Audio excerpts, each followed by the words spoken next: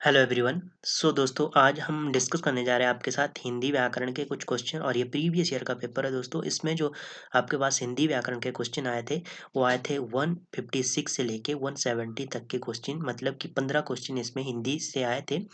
Paper की बात की जाए तो ये 819 पोस्ट कोड का पेपर है जिसमें हिंदी के क्वेश्चन आए थे। और साथ में ये भी देखेंगे हम किस तरह से आपके आने वाले एग्जाम में क्वेश्चन यहाँ से बन सकता है। और साथ में बात की जाए इसके आंसर की, तो ये इसके आंसर हम फाइनल आंसर की के अकॉर्डिंग ही आपको बताएंगे। तो शुरू करते हैं दोस्तों। इसमें आपके पास 156 से लेके 160 तक के जो क्वेश्चन है वो आपसे पूछे गए कि शुद्ध शब्द चुनिए। अब बात की जाए 156 का राइट आंसर क्या बनेगा कि ज्येष्ठ किस तरह से लिखा जाता है, ज्येष्ठ का शुद्ध रूप क्या होगा। तो फाइनल आंसर की बात की जाए तो इसमें आपका राइट आंसर ऑप्शन ए, ज्येष्ठ। ए ऑप्शन सही हो जाएगा। ज्येष्ठ इस तरह से लिखा जाता है। 157 की बात की जाए, इसमें क्षितिज क्षितिज किस तरह से लिखा जाता है, तो इसका राइट आंसर तो आपका ऑप्शन डी बन जाएगा। क्षितिज इस तरह से लिखा जाता है, दोनों में छोटी ई की मात्रा लगती है। ठीक है। निरंतर की बात की जाए तो निरंतर किस तरह से लिखा जाता है, तो इसका राइट आंसर ऑप्शन सी हो जाएगा। निरंतर इस तरह से लिखा जाता है, आपका ऑप्शन सी सही हो गया। मस्तिष्क मस्तिष्क की बात की जाए, मस्तक किस तरह से लिखा जाता है, ऑप्शन इसका डी सही हो जाएगा। ऑप्शन डी सही है फाइनल आंसर की के अकॉर्डिंग। दृष्टि दृष्टि किस तरह से लिखा जाता है, तो आप दृष्टि की बात की जाए तो इसका राइट आंसर ऑप्शन ए हो जाएगा। दृष्टि इस तरह से लिखा जाता है। ये तो हो गया आपके क्वेश्चन। अब यहाँ से देखेंगे हम कि कौन कौन से क्वेश्चन आपके एग्जाम में आ चुके हैं।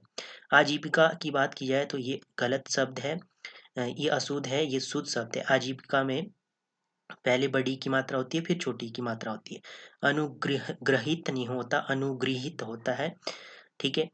इसमें ग के पैर में री की मात्रा होती है। आपका ऑप्शन ये दूसरा वाला सही है। निर्दोष की बात की जाए तो निर्दोष में स दूसरा होता है, पेट कटा स वाला।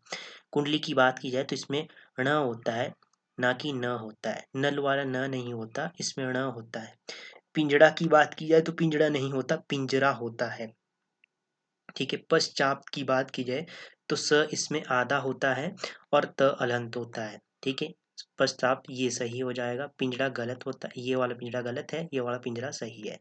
भाग्यवान की बात की जाए तो इसमें ग ज्ञानी वाला ग नहीं होता, भाग्य ग होता है आपका, आधा ग होता है और न इसमें हलंत होता है। भाग्यवान इस तरह। ये जो आपके पास मैंने लिए हुए शब्द है ये सभी किसी न किसी एग्जाम में आ चुके हैं, तो इनको आप ध्यान से देख लीजिएगा। आगे है आपके पास पद्यांश में समास है। पद्यांश की बात की जाए तो 161 की बात की जाए, इसका राइट आंसर क्या बनेगा आपका, ऑप्शन ए तत्पुरुष समास है इसमें। ठीक है। तत्पुरुष की बात की जाए तो इसमें दूसरा पद प्रधान होता है। ठीक है। अब बात की जाए अभिभाव, अभिभाव में होता है पूर्व प्रधान होता है इसमें। ठीक है। उसके बाद बात की जाए द्वंद, द्वंद दोनों पद इसमें प्रधान होते हैं, जैसे भाई बहन माता पिता। बहुब्रीहि की बात की जाए ना तो पहला पद प्रधान होता है ना दूसरा पद। अन्य अर्थ निकले, जैसे घनश्याम, घनश्याम मतलब कि कृष्ण। ठीक है। अब बात की जाए यथा अभिभाव, अभिभाव के दो एग्जाम्पल देख लीजिए आप। यथामति मतलब मति के अनुसार। आमरण की बात की जाए तो मरण तक। जलधारा की बात की जाए तो इसका मैं आपको बता दूं कि जो पूर्व पद और उत्तर पद होता है, बाद या दूसरा पद होता है, इसमें क्या अर्थ होता है। जैसे दल जलधारा आपके पास एक शब्द है, तो जल धारा बह रही है, तो जो धारा है उसके अकॉर्डिंग आपका आपकी क्रिया है रही। ठीक है। जल के अकॉर्डिंग नहीं है क्रिया, धारा के अकॉर्डिंग है आपकी क्रिया। तो बात की जाए कि कहते हैं कि दूसरा पद प्रधान होता है, मतलब कि दूसरा पद प्रधान है। ठीक है। तो उसके अकॉर्डिंग आपका इसमें क्या है, जैसे इसमें पूर्व पद प्रधान होता है, तो इसमें कहा गया है कि पूर्व पद। अब जब इसका अर्थ आएगा, जैसे जलधारा की बात की जाए तो धारा बह रही है, मतलब कि नदी बह रही है, तो नदी आया पहले तो दूसरा पद प्रधान हुआ। ठीक है। तो आपका अव्ययभाव समास हुआ। इस तरह से होते हैं पूर्व पद और उत्तर पद। ठीक है। अब बात की जाए आपके पास 162 भवन, भवन का संधि विच्छेद क्या है। भवन की बात की जाए, ठीक है, 2 मिनट वेट कीजिए दोस्तों।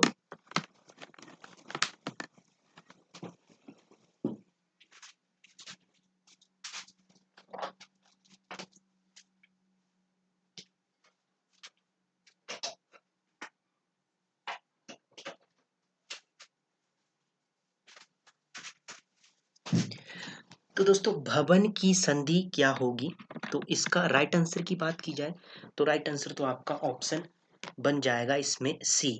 ठीक है, फाइनल आंसर की बात की जाए तो ऑप्शन आपका सी सही हो जाएगा, भो प्लस अन। ठीक है, अब बात की जाए यहाँ से आपने क्या क्या ध्यान में रखना है। पवन की बात की जाए तो पौ प्लस अन, पवन को ध्यान में रखना है। चे प्लस अन, चयन, इस तरह से इसका सन्निविधेयन होता है। ये सभी क्वेश्चन आ चुके हैं एग्जाम में। गे प्लस अन, गायन। पौ प्लस अक, पावक। ठीक है, ये आपने यहाँ से ध्यान में रखने। आगे है आपके पास कुल्हाड़ी का तत्सम शब्द। अब कुल्हाड़ी की बात की जाए तो फाइनल आंसर की यदि बात की जाए तो इसका राइट आंसर आपका फाइनल आंसर की में ऑप्शन डी सही है, कुठार। कुठार, ठीक है, कुठार इसका राइट आंसर है। ठीक है, अब यहाँ से आप देखते हैं घोटक की बात की जाए तो घोटक तत्सम शब्द है। तत्सम क्या होता है? संस्कृत के जो हिंदी में ज्यों के त्यों प्रयुक्त किए जाते हैं और जो तद्भव होते हैं उनका हिंदी रूप। ठीक है, संस्कृत का हिंदी रूप। ठीक है,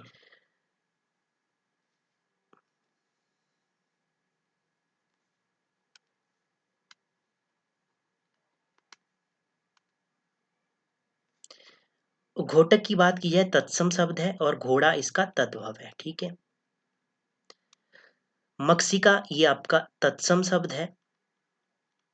ठीक है, मक्खी क्या है? तद्भव शब्द है और कुठार तो हो गया। ठीक है, सप्तक की बात की जाए तो ये आपका तत्सम है और सप्त सात क्या हो गया आपका? तद्भव हो गया। ठीक है, देशज की बात की जाए, देशज शब्द छांटना है, इसमें से आपको बताना है देशज शब्द कौन सा है। तो फाइनल आंसर की बात की जाए तो इस क्वेश्चन को स्क्रैप कर दिया गया है। 164 की बात की जाए तो इस क्वेश्चन को गलत ठहराया गया है। अब किस कारणवश गलत है तो इसका तो कोई पता नहीं, क्योंकि इसमें देशज शब्द है, ईमानदारी देशज शब्द है। ठीक है, ऑप्शन तो ए सही हो गया। कदम की बात की जाए अरबी शब्द है ये। मजेदार की बात की जाए विदेशी शब्द है। अपील भी आपका विदेशी शब्द है। ठीक है, आगे है 165, क्रोध का बहुवचन आपको बताना है। तो क्रोध का बात की जाए तो क्रोध का इसका राइट आंसर तो आपका ऑप्शन बन जाएगा 165 का ऑप्शन सी सही है फाइनल आंसर की के अकॉर्डिंग।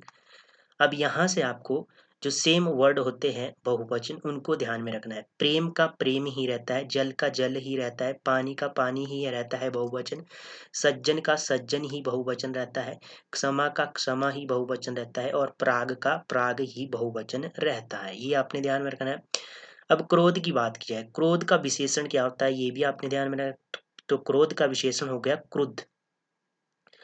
क के पैर में र और ऊ की मात्रा, द के पैर में भी ध। ठीक है, क्रुद्ध ये इसका विशेषण होता है। ये तो आपने यहाँ से ध्यान में रखना है। 166 की बात की जाए तो भार की भाववाचक संज्ञा आपको बतानी है। भार की भाववाचक संज्ञा की बात की जाए तो इसका राइट आंसर तो आपका फाइनल आंसर की अकॉर्डिंग ऑप्शन बी सही हो जाएगा, भारीपन। ठीक है, ऑप्शन बी सही है।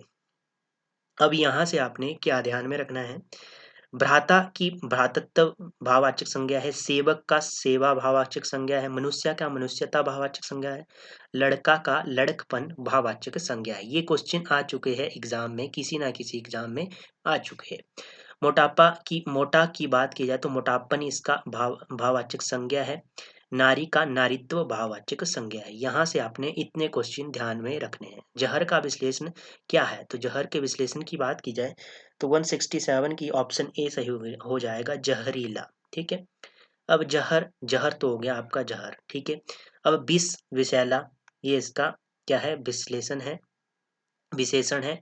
चलना का चालू क्या है? विशेषण है। दिन का दैनिक विशेषण है। राष्ट्र का राष्ट्रीय विशेषक है। ठीक है, विशेषण है। तो ये दोस्तों किसी ना किसी एग्जाम में आ चुके हैं क्वेश्चन। ठीक है, आगे है अहंकार का पर्यायवाची आपको बताना है। अहंकार का राइट आंसर की बात की जाए तो अहंकार का तो ऑप्शन आपका ए सही हो जाएगा, दर्प क्या है? इसका पर्यायवाची है। ठीक है, अब बात की जाए अहंकार के और कौन कौन से पर्यायवाची होते हैं। एक तो होता है दंभ, घमंड, दर्प, अभिमान, मद, अहम, गर्व और गमान। ये क्या है? इसके पर्यायवाची है। तमीर की बात की जाए तो ये आपका अंधकार का पर्यायवाची होता है। अंधकार के कौन कौन से पर्यायवाची होते हैं? तिमिर होता है, तम होता है, तिमिस्त्र होता है, अंधेरा होता है, निशा होता है, रात होता है। पाहुन की बात की जाए तो अतिथि का पर्यायवाची होता है पाहुन। ठीक है, अतिथि में आता है अभ्यागत, आगंतुक, पाहुन, मेहमान, गृहागत। ये इसके अतिथि के पर्यायवाची होते हैं। आमोद की बात की जाए तो आनंद का पर्यायवाची आमोद होता है। ठीक है, आमोद, प्रमोद, उल्लास, हर्ष ये किसके हैं? आपके आनंद के पर्यायवाची है। आगे आपके पास धर दबाना मुहावरे का क्या अर्थ होता है? पहले तो बात की जाए, इस धर दबाना मुहावरे के दो अर्थ होते हैं। एक तो आपका पकड़कर भूमि पटक देना, पहला ऑप्शन तो आपका राइट आंसर है इस ऑप्शन के अकॉर्डिंग। दूसरा क्या अर्थ होता है इसका? दूसरा होता है पराजित करना। ठीक है, दूसरा होता है पराजित करना। ठीक है, तो अब इस चार ऑप्शनों को देखते हैं। अभिमान ना करना, इसका मुहावरा है धरतीपन रहना, ये मुहावरा है। और भूमि पर पटक देना मतलब कि धरती दिखाना, ये भी मुहावरा है। ठीक है, धरती पर दिखाने का अर्थ है भूमि पर पटक देना, ये इसका मुहावरे का अर्थ है। और धरती पर रहना, ये इस मुहावरे का क्या अर्थ है? अभिमान ना करना। और धरती कुरेदना की बात की जाए, ये मुहावरा है, इसका अर्थ है लज्जित करना। ठीक है, ये तो आपके यहाँ से क्वेश्चन हो गए। धर लेना भी आपने ध्यान में रखना है, मतलब कि पकड़ लेना। और धरा जाना मतलब पकड़ा जाना, ये मुहावरे हैं। यहाँ से आपने ध्यान में रखना है छाती के बल चलने वाला। तो यहाँ से आपने क्या ध्यान में रखना है? छाती के बल चलने वाला। राइट आंसर तो आपका बन जाएगा ऑप्शन सी। फाइनल आंसर की अकॉर्डिंग ऑप्शन आपका सी सही हो जाएगा। ठीक है, अब यहाँ से ऑप्शन देख लेते हैं। उसर, उसर की बात की जाए, जिस धरती पर कुछ पैदा ना हो उसे क्या कहते हैं? उसर। ठीक है, और अपकृत की बात की जाए, जिस पर उपकार किया गया हो, जिसके ऊपर उपकार किया गया उसे कहते हैं अपकृत। अथाह मतलब कि गहराई, जिसकी गहराई का पता ना हो, जिसकी गहराई या अथाह का पता ना लगाया जा सके उसे कहते हैं अथाह। तो ये थे कुछ क्वेश्चन दोस्तों हिंदी के व्याकरण से संबंधित, जिनको हमने आपके साथ डिस्कस किया। ठीक है, काफी मोस्ट सेक्शन रहता है हिंदी का, क्योंकि इसमें से आपके कोई भी क्वेश्चन गलत नहीं होना चाहिए। तो दोस्तों, अगर सेशन अच्छा लगा हो तो लाइक ज़रूर करना, जिससे हमारे को एक मोटिवेशन मिलता है, जिससे हम और अच्छा करने की कोशिश करते हैं। तो धन्यवाद दोस्तों, मिलते हैं नेक्स्ट सेशन में, तब तक के लिए जय हिंद, जय भारत।